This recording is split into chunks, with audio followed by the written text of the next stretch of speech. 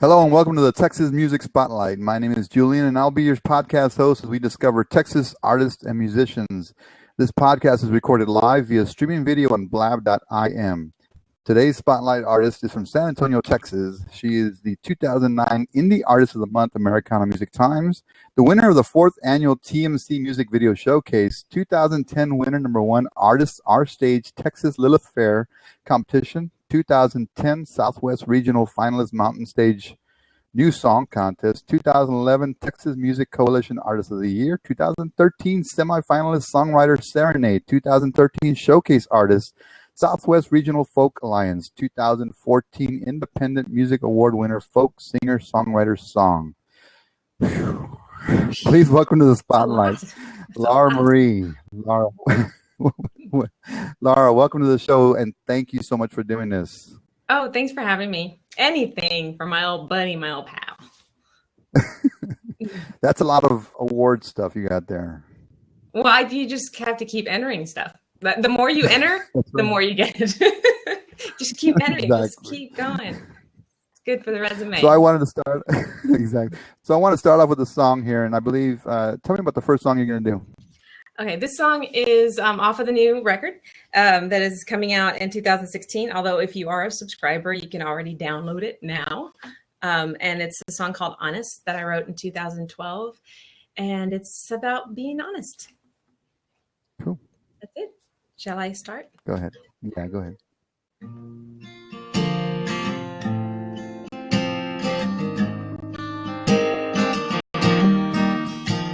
I don't speak in code anymore. Guess I've learned that it's best to be perfectly clear.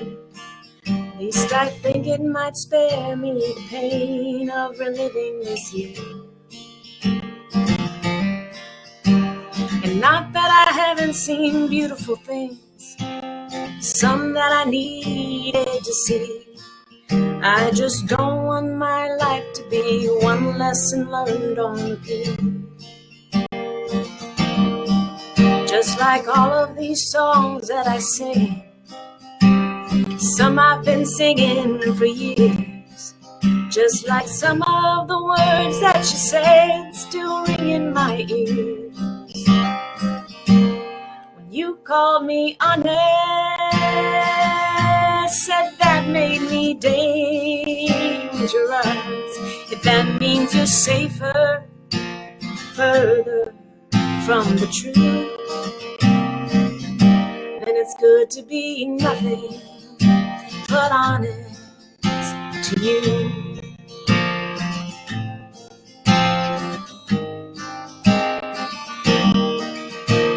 And all of the days of my life I've been searching for all of the truth I can find. Guess I finally learned that I found it when I've spoken mine.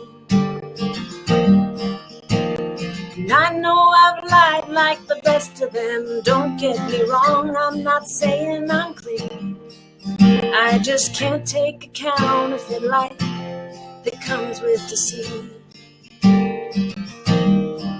Just like all of these songs that I sing, some I've been singing for years.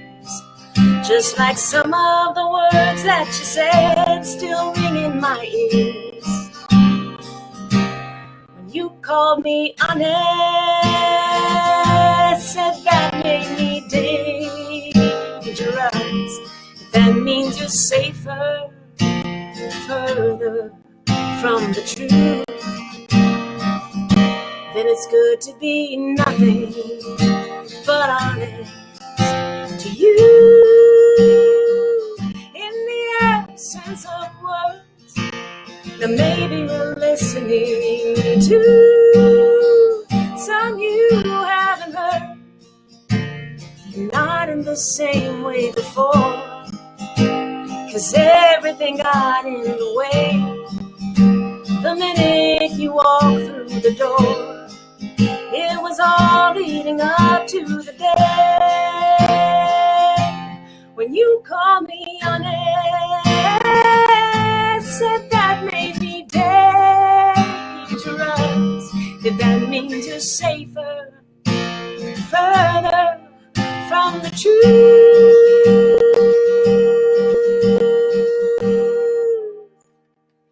then it's good to be nothing. It's good to be nothing,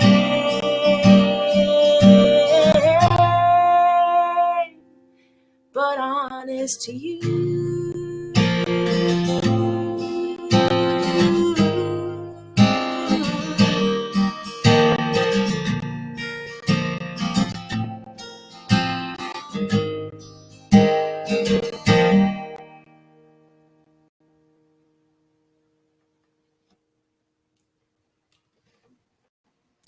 That was pretty, Laura. Thank you. Awesome. How does it sound? I got Awesome. a little bit of It feedback in my sounds really ear. good. Okay. No, it sounds really good. I think it was my headphones. I was like, what Yeah. happened? No, it sounds fine. You know, I've I always see said, Margaret. yeah, she's here. I see Margaret too. Hi, Hello to Margaret. everyone in the chat room here on Blab.im. You know, I've always thought in listening to music, your melodies are really haunting. You know, they have a nice tone to them. What inspire when you write a song? What inspires you? Is it people? Is it something in your life? Is what? Yeah, oh yeah. It's feelings. It's whatever I'm feeling at the time. So like I've written songs when I've just been really angry beyond belief. I've written songs when I've just been heartbroken, you know, or just I have, you know, my husband's this really even-keeled person, and I'm this kind of person that goes like this all over the place. Like I'm all, you know, either real low or real high sort of thing. And that's when I'm writing, you know, because I am either in this like kind of down state and I'm writing about that, or I'm, you know, real happy and in love with the world and I'm writing about all that. So just yeah, pretty much. Where do you think your best songs come out of? Them like which emotions? The really happy ones or the really dark ones?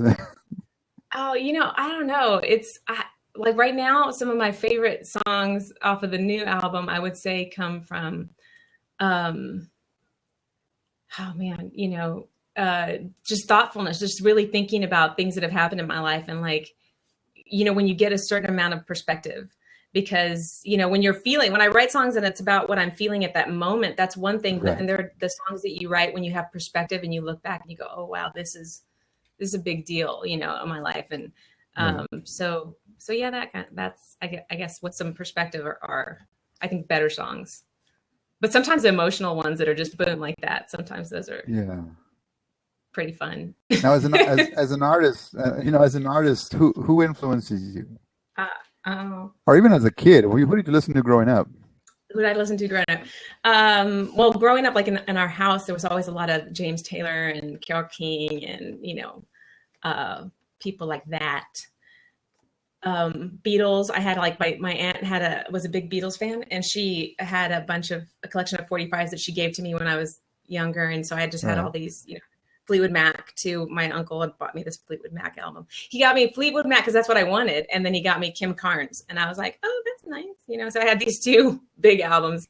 And then when I started really picking my own music, it was a lot of The Police and Sting and people like that. Now it's, you know, who do I listen to now? I listen to a lot of stuff that I used to listen to. I listen to like Joni Mitchell and Sting, and I got really into Duncan Sheik, and then one of his friends, David Poe, and I'm really into his music. And I got connected to David via I was in Duncan Sheik's fan club, and David Poe used to be in a band with him, and they were friends, and they wrote together. You know, they do writing, they do stuff like that. Did you get the T-shirt? Did you get the Duncan Sheik? I didn't have the T-shirt, but I did go to his concert, and I had a big sign. That said, "I'm a genius," which is like fan? No, it said "I'm a genius," which is a line from one of his songs. And he saw it, and he was like, that's funny. You know, so that was good. Yeah, you made eye contact with you? He did, and I actually got to meet him, and it's hilarious too because I have it someplace in this room. I had him sign a CD for me, and he thought I said my name was Flora, so it says, you know, "Thank you, Flora" on it. That's even better. The Flora, I don't know who that is, but it's close enough. It's nice. Still a big fan. You know. He was a nice guy. Seemed like, I don't know. I really don't know. Don't know him that well. No, I know you play guitar, and I want to ask you how your playing influences your writing. Um, it limits my writing. I think I've always had the benefit of having like really been associated with really good guitar players, that were in my band before when I had the band and stuff like that. So the pressure was never on me until I went solo, which is terrifying. But like I ended up really just writing around whatever rhythm I could play, whatever chords, because I never studied guitar. I mean, I ended up taking lessons, which was good, but I never, considered myself a guitar player. I just, I would hear something and I would go, okay, that sounds good. I have a degree in music, but I don't think I like a guitar player at all. Mac Damon, my producer of this last album, and several albums actually, he would always say just chicken leg, like, that line from Turkey Leg, not Chicken Leg, from Friends, where Phoebe plays a guitar and there's like, what's that? This is Turkey Leg. He'd say that because I have no idea what chord I'm playing. it sounds like this. And it goes, if I could sit there and figure it out. I mean, I have a background in music, but as far as guitar went, I'm like, I look at the fretboard and go, I don't know. I just know my fingers go here. And I mean, I know the major chords and all that other stuff, but you start getting into these inversions and stuff like that. I'm like, yeah, this is pretty. I like that. And then the rhythms that I would come across that I like, okay, I like the way that sounds and this sounds. And I think a lot of people say, that no, like there's some Duncan Sheik influence in some of because seriously, I'd watch his videos and like, what's he playing there? I don't know what that chord is, but it's this one where he's kind of shooting the finger. Okay, that one. Yeah, I'm going to play that chord. And seriously, that actually happened. And I wrote a song. Yeah, I remember hearing your music back in the day, and the first thing I thought of was the Sundays. Oh, yeah? Oh, that's cool. I like them too. Yeah. I think a lot of different bands, just the influences just work their way into your music, whether you intend it to or not. I mean, tons of people would always say, oh, you sound like Natalie Merchant, like are you trying to be the next Natalie Merchant or something? I'm like, no, I'm not. I like her music. I like her, but that was never my intention to sound like her or to be, and my lyrics are very different from her. She's way more, I don't know, socially aware, I think, than I am. So it's different. We have a question from actually a call from Kevin. So, okay. Hold on. Hello. Julie, your sound is breaking out. I'm just letting you know, because I will keep track on the tech specs. But Laura, how are you? It's nice to meet you. So who is that? Who's that person that just replied to me before? I don't know. Your sound is breaking up. Oh, Julie, your sound is breaking up. Kevin, he's asking if you have a question for me. Oh, no, but I just want to say something. Okay, do you have an album on Apple Music? Because I'm gonna go get it right now. Yeah, I do. If you search for me on well, here, I'll put it up. Yeah, if you search for me on iTunes, I'll put it in the chat. Lori Marie? Yeah, I'll spell it out. Lori Marie. Okay. Yeah. Lori Marie Duncan, is that correct? No, that's Duncan Sheik, different person. No, that's a speaker or something. Laura Marie Duncan, and she's a photographer, speaker. No, just Laura Marie and iTunes. Or if you go to my website, lauramarimusic.com, on the contacts area, there should be a link to iTunes there too. So okay, I got the spelling here. Give me 1 second. So Laura. Laura Marie. Yes. Whoa. Oh, I know what the problem. Here we go. The season? Yes, that's my latest one. I mean, I have a new one coming out, but that's my last one that I released. Okay, like if the new one, can you please tell them to get the one on Apple Music? Because I wanna actually preview it. Okay, well, actually, it won't be released until 2016. But if you go to my website on the front page, it tells you where you can get an advanced copy if you become a subscriber. So that's so I get an advanced copy if you become a subscriber. Go to the website. Yeah, you go to the website. Thank you, Kevin. Okay, hold on. Thank you, Kevin. Yeah, you're welcome, but. So getting to social media, I know for you've actually done talks on social media, correct? What's for you? Oh How's yeah. social Well, media in your music? um, How do you well, use like, how important is yeah, it? it was, it still is. I mean, I think for any independent artist, social media is like you have to uh, take part to some extent. For me, I think it was the only way I really could at the very beginning, because I had right when I went solo, when my band broke up and I was going to start, doing my own thing, I also was pregnant and I didn't really want to be out performing or traveling or anything like that. So my outlet was through social media. I also had some intense phobias. So I suffered from depression after my son was born, and had a lot of issues with that. So leaving the house a lot was very stressful for me. So the way I could sort of reach out to people and let them know what I was doing was through social media. And so I got really involved, a little bit obsessed with it. And then I began helping other musicians figure out how to, because it was right when everything started, right when Facebook started and Right. Twitter and all that other stuff. And I was on there trying to figure everything out and noticed, what people were doing, or what was working, what wasn't working. And I was able to, work with other musicians and help them sort of navigate it, because, there's a lot of things to learn back then. I feel like I'm a little bit out of touch with all the new stuff that's going on now, just because this last year, especially, I really was concentrating on writing. The last couple of years, really just focused on writing and performing and that sort of thing. So, but yeah, social media, there's so many people and so many opportunities I've had just through social media. I wouldn't have had them any other way if I hadn't have met somebody online. I mean, I have two people here, Thomas and Chris, both, different parts, away, not in Texas. And I would have never met them or they would have never known about my music if it hadn't been for the social media. Just playing a gig downtown. Right. somewhere. Absolutely. So talk about the new project you're working on right now, new album, correct? Yeah, I have a new record coming out in 2016. It's called Stars Apart. And it's actually available now for download for a subscriber. So I have a subscription service where you can go to my website and there's information on the front page about that, or you can go directly to lauramarie.com.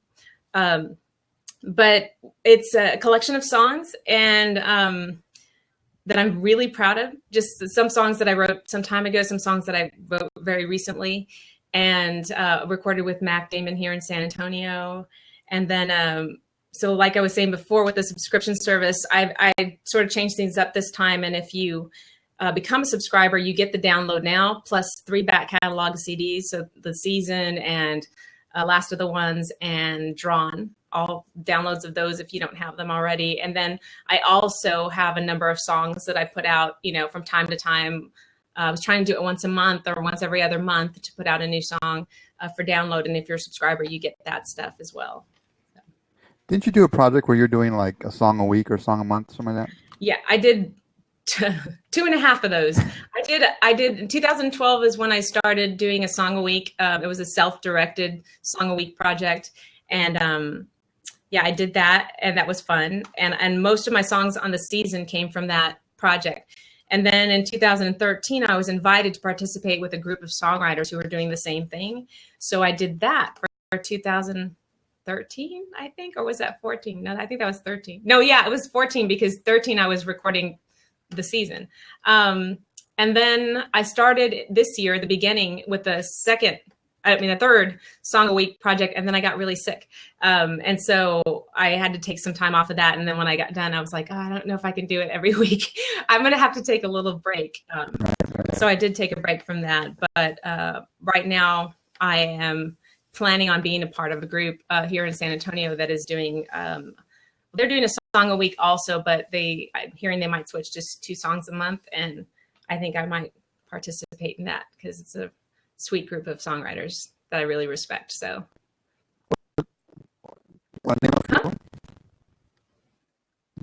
a name off of my. Who you working with?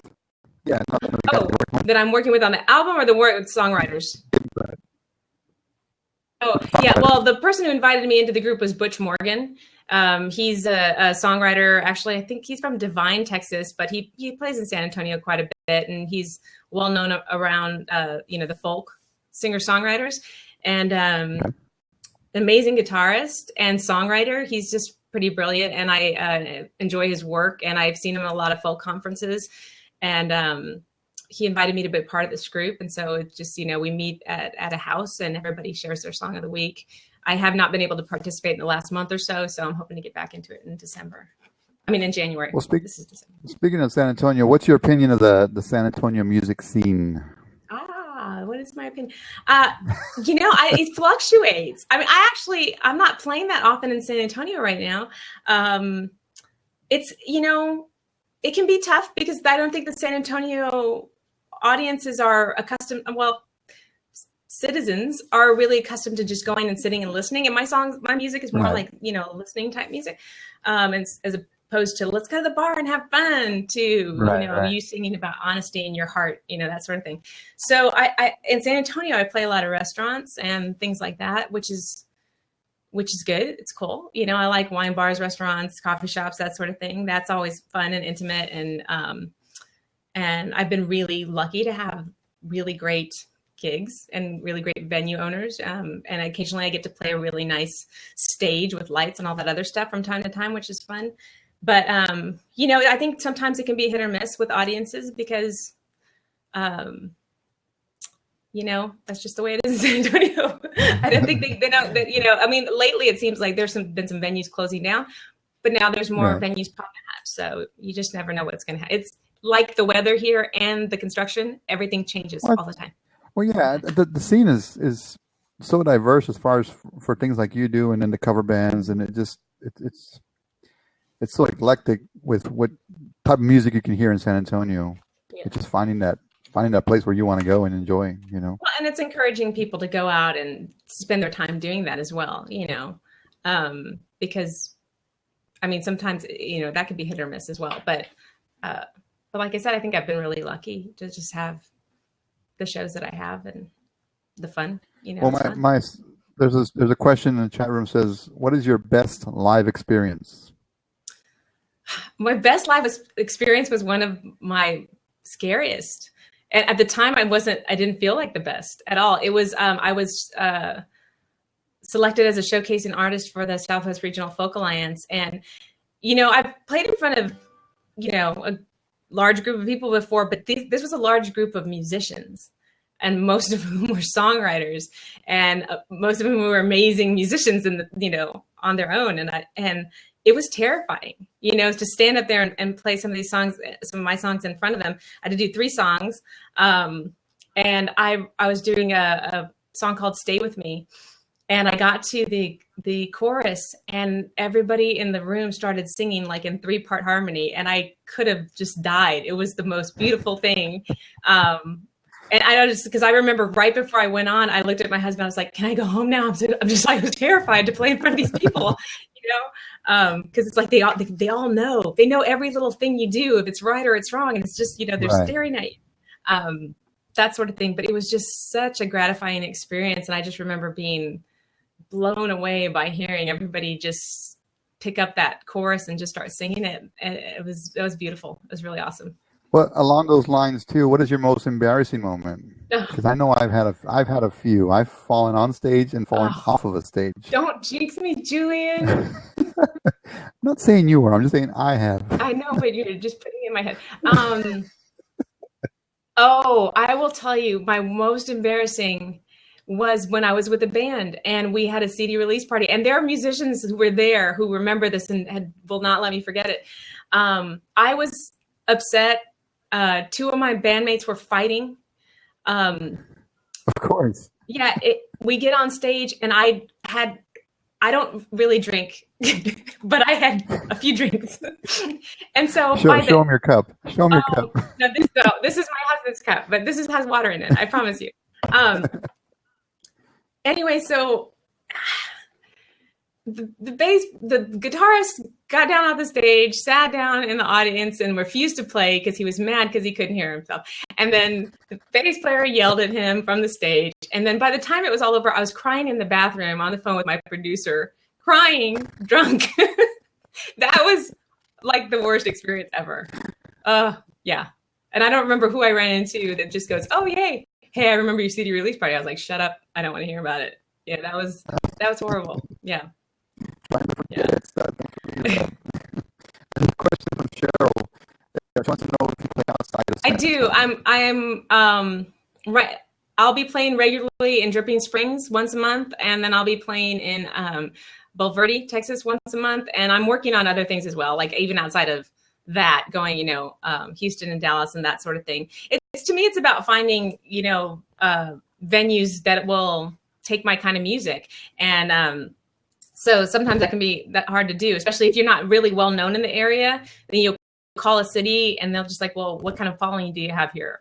I don't know. I've never been, that kind of thing. So it's sort of, if anybody has suggestions of places they'd like to see me play outside of San Antonio or outside of Texas, yeah, I'm open to suggestions. I don't mind, that sort of thing. Yeah, I go to South Carolina. Yeah, and I was very close to planning a tour a couple of years ago out in that area, and it just sort of fell through. So that kind of was sad. But, at the time, now looking back, I was just like, yeah, that was bad timing for me anyway. I couldn't have really pull that together really well. But I got a good album out of it. So there you go. Win some, you lose some. Laura, this is the part of the show that I was looking forward to the most. I'm calling it the two-step. And it's two random questions submitted by my son. And I have no idea what they say and have nothing to do with music. Okay. Right here. So the first question is, what's your favorite Jim Carrey My movie? favorite scary movie?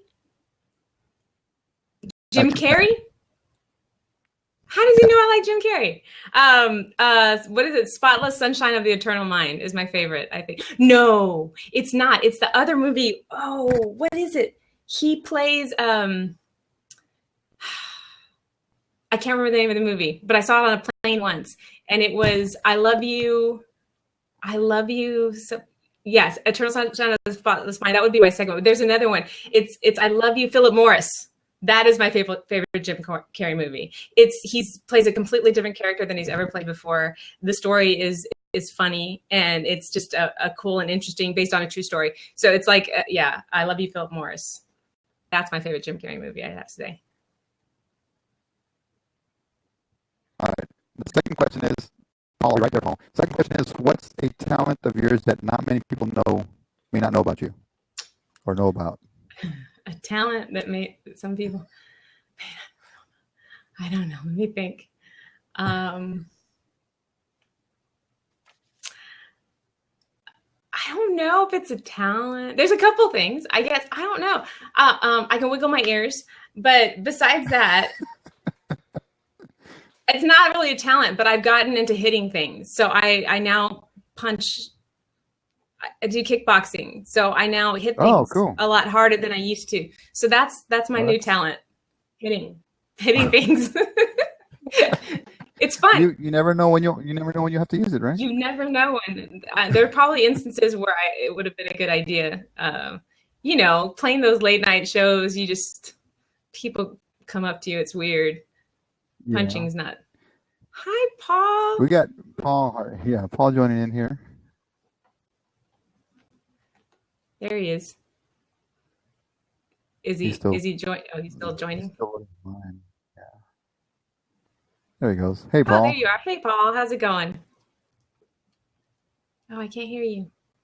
Yeah, I got no audio, Paul. Oh, sorry. There you go. Oh, there it is. Where are you? Can you hear me? Yes. Yeah, good stuff. Thank you. Nice to see you. Nice to see you too. You have a question for Laura? Yeah. I'm over in the UK. I've bought a couple of your albums. Oh, thank you. But I was interested in the Morrissey track that you did. I was surprised that you like Morrissey. I do like Morrissey. I picked that song because I had this roommate that I lived with for a while, and I went through a lot of drama with her. But that song, we would play it and dance around the apartment all the time to this song. And I love that song. So I think we were thinking about like, can we put a cover on here? I'm like, I just want to do this song. And then I felt horrible afterwards because I thought, man, I hope he never hears that I did this song. He'll probably hate my version of it, like completely. I don't ever want to know, that's fine. Sometimes I'm just kind of like, what, my producer and I will look at each other like, why did we decide to do that? I'm like, I don't know. It's just something that I really wanted to do back in college or whatever. And, but yeah, I like Morrissey. I do. It was a good version. Oh, thank you. Thank you so much. I really appreciate that. Thanks for calling in too. That's awesome, all the way from the UK. Yeah, that's great. Awesome. I have a friend in the UK named Nick Hinton. He's a composer and a songwriter, Nick Hinton, and he's just, he's awesome. I love him to death. So he's a really great guy. I mean, I love his work. So hope we did a song together. Was it last year? And he just came out with a new song recently and some new work. So he's just tearing it up over there. Awesome. Thank you. Well, keep the music coming. Thank you. Thank you, Paul. Appreciate it. Bye. Laura, tell me about the last song you're going to do for us. Well, which one am I doing? Because you wanted me to do. Do you want me to do that? Go ahead and do Be Live. No, okay, I'll do the one you were going to do initially. All right. I'm going to have to tune up a little bit here. But I'll tell you about it. This song I wrote, I don't even remember when I wrote this, but I ended up including it on the new album, an acoustic version of it, like kind of what I'm doing here. And this song has become really important to me recently. I get very, very, I'm sure as many people do, I get very, very affected by things that are happening in the world, things that are happening that are just horrific. And when I was growing up, there was a songwriter who wrote a song based on the prayer of St. Francis. And I thought it was an amazing song, beautiful song. And I said to myself, I will always want to do a song like that based on the prayer of St. Francis. And so this is this based on the prayer of St. Francis. It's called Be Love. Are you ready? Yeah, go ahead.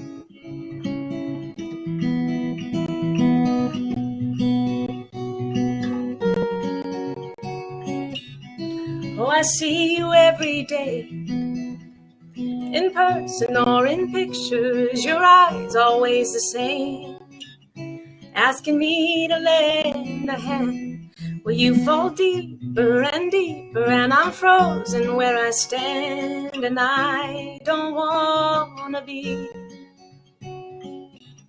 'Cause when I see you cry, I cry, 'cause aren't your tears the same as mine? Can you hear me sing? I want the words to reach your ears, and may they bring you back to life. Where there is injury, poverty, dying and despair, then let me be love. Where there is darkness, sadness, hopelessness, wickedness, and hatred, let me be love. Let me be love.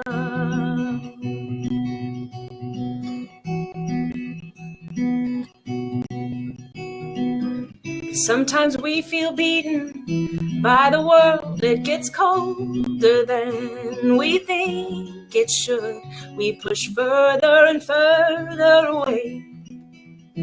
But a million stars that shine far by day shine brighter the darker the night. I want to be that light. Where there is injury, poverty, dying and despair, then let me be love. Where there is darkness, sadness, hopelessness, wickedness, and hatred, let me be love. Where there is injury, poverty, dying and despair, then let me be love. Where there is darkness, sadness, hopelessness, wickedness, and hatred, let me be love. Let me be love.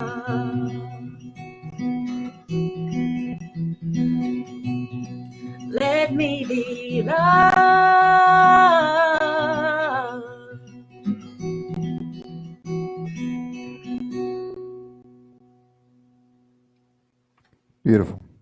Thank you. That's Laura Marie. You can find her on lauramarimusic.com. You can download her albums. You can join her subscription service that she has going on. We've come to the end of the show. I want to thank you to everyone here on the Blab.im and everyone listening to the podcast. And most importantly, thank you, Ms. Laura Marie, for sharing your time and your music. Is there anything you want to add? Stop wars. Stop wars. There you go. Yeah, that's what I wanted to add. And I will answer. I see some questions that I will answer in the chat room if I can still do that. So I'll do that. Yeah. So we'll finish up here, and you can stick around and talk to them, and the recording will be done. My name is Julian, and this has been the Texas Music Spotlight. Thank you, Julian.